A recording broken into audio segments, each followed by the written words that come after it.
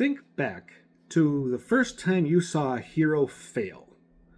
Not just a temporary setback, but a hero who showed you that being the best wasn't about winning every fight, but about the heavy, often quiet burden of doing what's right.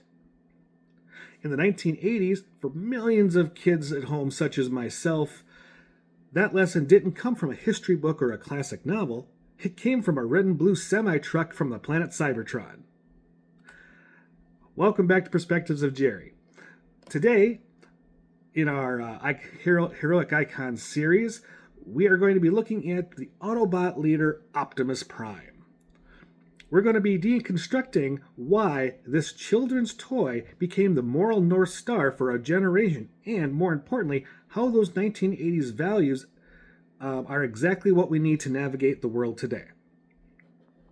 Now, before we roll out into this deep dive, please do me a huge favor, and because if you enjoy these look backs and these heroic icons, I want you to hit that like and subscribe button for the channel because it really does help these deep dives keep coming. All right, let's roll out, folks. So if you grew up with the G1 Transformers, you know the line by heart: freedom is the right of all sentient beings. It's a catchy slogan, but let's actually look at the weight of that. In the 80s, this was the ultimate counter-argument to Megatron's peace through tyranny philosophy. And for a kid watching this on an afternoon or after-school cartoon, the lesson was clear. Nobody, no matter how powerful, has the right to own or control you or another person. Now, fast forward 40 years to today. Actually, it's almost been 40 years since the movie, hasn't it? All right, so today we live in a world where autonomy and respect are the constant topics of conversation. Optimus didn't say freedom is the right of Autobots or humans. He said all sentient beings. That is a value of radical inclusivity. It suggests that our default setting as human beings should be to protect the dignity of others, even those who are different from us. In a modern context, Optimus reminds us that true heroism isn't just about defending your own tribe, it's about standing up for the rights of everyone. One of the most iconic things about Optimus Prime wasn't his blaster or his energon axe, but it was his hands. There's a specific imagery where we can see very often that this massive metal titan who can trade blows with tanks, specifically a tank, depending on which version of Megatron you see, but regardless, he can trade blow with other heavy-duty machinery, and he reaches down to pick up a human or save a small creature. This is the very definition of servant leadership. In the 80s, he taught us that being the biggest guy in the room meant you had the biggest responsibility to be careful. He wasn't a bully. He used his power as a shield, never a hammer. So how does that translate to us nowadays? That's a good question. We live right now in an era of loud power, social media influencers, corporate standing, aggressive posturing.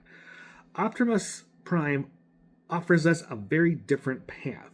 He tells us that the most respectable use of power is restraint.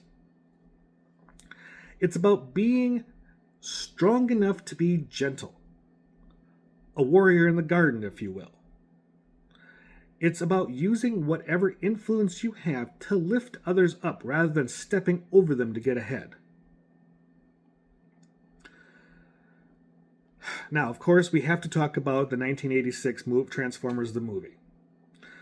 For many of us, the death of Optimus Prime was the first time we saw a hero truly sacrifice everything.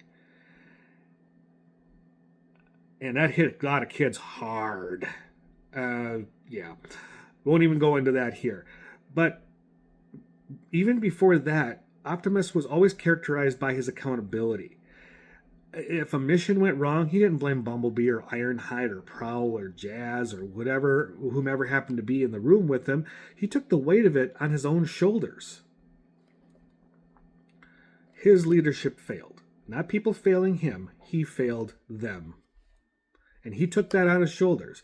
He led from the front. He never asked his team to do something that he wasn't willing to do himself. If we remember nowadays we would call it the pilot, but if you remember the first movie, More Than Meets the Eye, remember when he was willing to go up to that mine with the red crystals? Everybody else said they'd do it, and he's like, no, my turn. And he transformed and he rolled up there. And then, of course, the mine blew up. Now, with that in mind, he didn't know that was going to happen, but he was willing to do a task himself before sending one of his subordinates. In the modern world, where it feels like passing the buck is kind of the gold standard of operating procedure, Optimus was a breath of fresh air. He teaches us that being a leader isn't a title, it's a sacrifice. It's about being the person that stays behind so others can get to safety. It's about the buck. It's not about passing the buck. It's about the buck stops here with me, standing in front of you, between you guys, between the enemy and what's behind me. Oftentimes with warrior philosophy, the idea isn't that I hate what's in front of me, it's that I love what's behind me. That's why I'm standing there. That's what Optimus Prime was. The barrier between harm and what he loved. Optimus Prime, like other cartoons in the 80s, was designed to sell toys. If you were Gen X like me and grew up with these cartoons, Transformers, G.I. Joe, He-Man, all of those things. Thundercats is a good one too. They were designed to sell toys. The parents knew this. The kids loved it. It was still a cartoon for us. But through the writings and the incredible performances of Peter Cullen, the voice of Optimus Prime, he became a blueprint for modern integrity. He taught 80s kids that you can be a warrior and a pacifist at the same time. You can be powerful yet humble. You can be a leader yet a servant.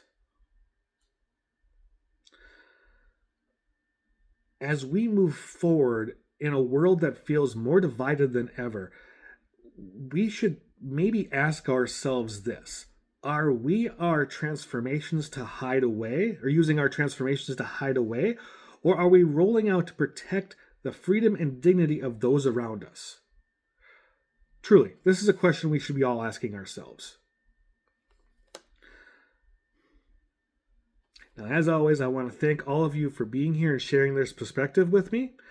If this brought back some good memories or gave you something to think about, please remember to hit that like and subscribe button on your way out. Also, leave a comment. What part of this did you like? Who was your favorite Transformer? Come on, I always got to know.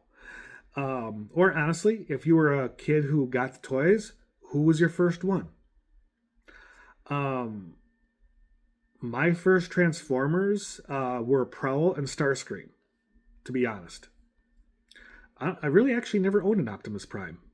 Ultra Magnus, but I never owned an Optimus Prime. So, let me know about that in the comments. And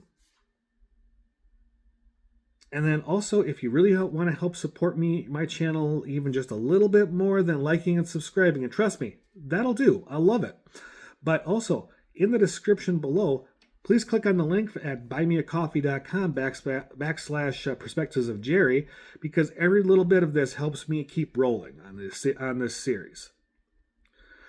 Until next time, folks, remember, freedom is the right of all sentient beings.